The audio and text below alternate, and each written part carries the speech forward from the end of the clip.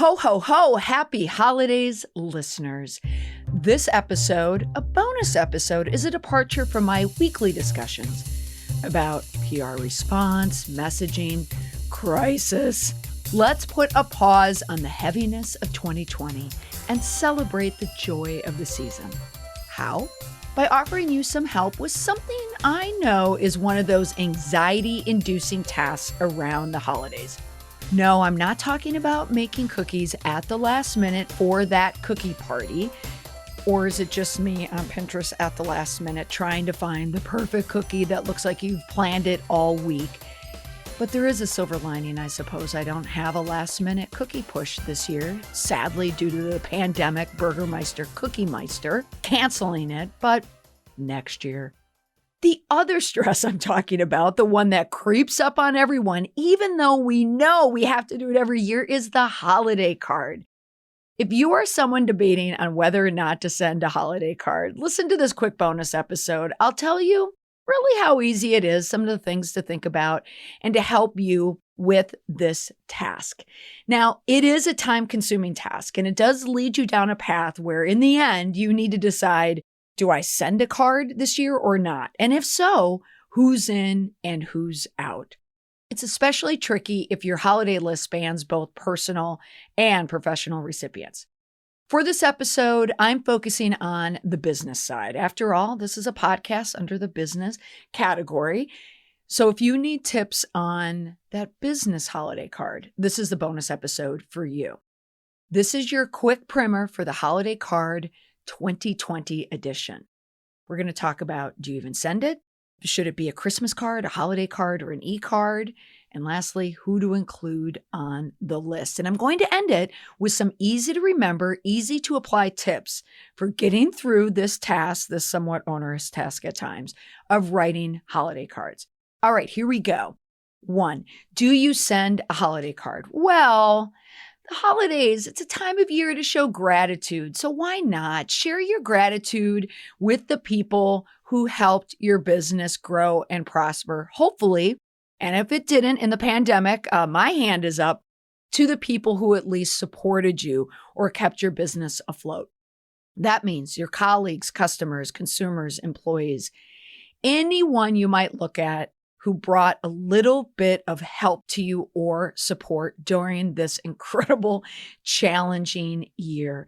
It is a nice gesture, but it also helps you stay top of mind to perhaps customers who could help you get through a 2021. Bottom line, should you send a holiday card? It's up to you. Don't stress it. If it is a task that is just going to add more anxiety and stress onto you, and the process is just going to be stressful and emotionally stressful because you have to regurgitate this entire rancid year, then don't do it. However, if you are a customer-centric business, if you are a business where your employees really helped you out this year, they got you through 2020, well, at the very least, go ahead and send them a card. All right, next, should it be a Christmas card, a holiday card, or an e-card? Which one? Well, let's start with the last first. E-cards, no. E-cards only amplify that you did not take the time to write an actual card. So writing a personalized email, if that's all you have the time for, you only have the bandwidth to do it via email, okay. But a letter is even better. The personalized message is fine, but if you send out one of those e-card generators, I say don't even bother with it because it's not going to give you the right wrap that you want around the holidays. You want to show that you care. So the more personalized, the better. Now, the question is, should it be a holiday card or is it okay to send a Christmas card? Christmas, remember, it's a Christian holiday. And I think sometimes we forget that. When we see a Christmas tree may seem universal, but it's actually based on a Christian holiday. So is Santa. So is Rudolph, for that matter. They're all based on concepts from St. Nicholas. Now, is it the worst thing in the world to send a Christmas card with a Christmas tree? No, but just be mindful of it. So could you send a Christmas card? Well, if you work for a Christian organization or a church, then the Christ motif is going to work. I mean, I personally celebrate Christmas. I'm Catholic. I commemorate the year, however, with non-denominational, with secular cards.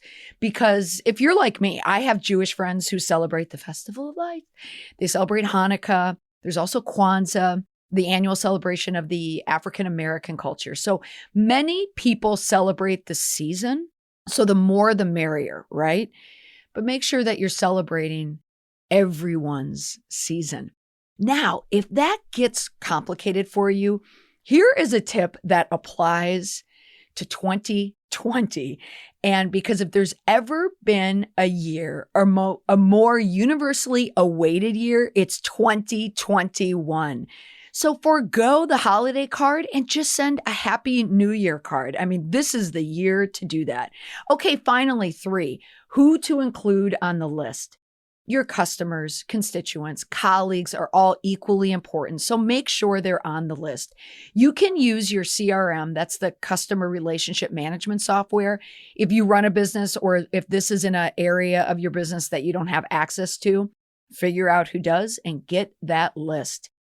So make a list of all your employees. Make a list of the key employees, the people who did special things for your business. They could be in management, they could be staff, but make a point to try and personalize everything if you can. You want to ensure that your entire staff gets something from you. You don't want anyone to be left out, and the more personal, the better. All right, so lastly, I said I was going to provide you with some tips for sending that holiday card. So the holiday card is important, but keep the audience in mind. So it might serve you best to send separate cards with different messaging for each type of person who receives it. So a different message for your employees, a different message for your team, for your customers, so on and so forth. So if you work in a corporate environment, there's going to be corporate language as opposed to a cooperative environment or a nonprofit environment. And again, handwrite these cards if possible. At least sign them yourself. The more hands-on, high touch, the better, because no one wants a card from a robot. All right, next, prep and send your cards early. So right now, it's the weekend before the second weekend of December. This is the week that you want to get this up and running and out the door. The more preparation that you have, the less stressful it's going to be. Also, remember others at your customers' offices. So you know who I'm talking about. There could be an assistant there who's incredibly helpful, or another business person or business partner who's a part of the decision-making process, but you might not be dealing with them one-on-one. You will gain big bonus points if you remember someone who is often forgotten at an organization. So look out for those people. And again, you don't have to do a Christmas card or a holiday card. You don't just have to show gratitude once a year. Celebrate year long with all these businesses if you can. Now, ideally, you want these cards to arrive early December. I mean, that's ideal. That's where we are right now. Mid-December is good, but just try to get them in on that last week before December 20th. Now, I know that not all of us are always organized. I mean, how many people out there are really super organized? My friend Julie always sends her holiday card in the days after Thanksgiving. And I admire it greatly. And I always admire people who are on the ball with that, but no one gets dinged for giving me a late card. Also, use your own penmanship wherever you can. I had mentioned that earlier about the handwritten card, but at least on the outside of the envelope, that's going to help a lot. Now, if you're someone who writes like a serial killer, there are websites out there that do offer hand-drawn holiday cards via text. So it is a nice touch, or at least, a nicer one. Here's another tip. Include your return address on your card, because some people do not have addresses at the ready. So it's incredibly helpful if that return address is on the card. When you're sending a holiday card to other business associates, send it to their office unless you know them socially. If you haven't been introduced to their families, keep the cards professional. Sign the cards with a note from you personally, but reserve your family photo cards for just your friends and your relatives. When sending cards to coworkers, mail the cards to their homes rather than handing them out in the office. It's more personal that way, and it avoids conflict unless you don't have cards for everyone. And it has a more traditional feel when the card arrives along with everyone else's holiday card in your mailbox.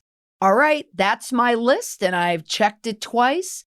Hopefully it's helpful. Hopefully it's nice. And listeners, I have a holiday gift for you. How many times have you Googled how to address a holiday card? Like 20 times every December? I have created a tip sheet to help you write these cards to address them properly to the Smiths and the Joneses in your life. You can print it out, stuff it in your holiday card box to use year after year. So just head on over to my website, mollymcpherson.com/holiday card to get your download for how to write and address a holiday card. I'll include a link in the show notes. Everyone, I hope you and your loved ones have a safe and healthy holiday season. Signed with gratitude, Molly.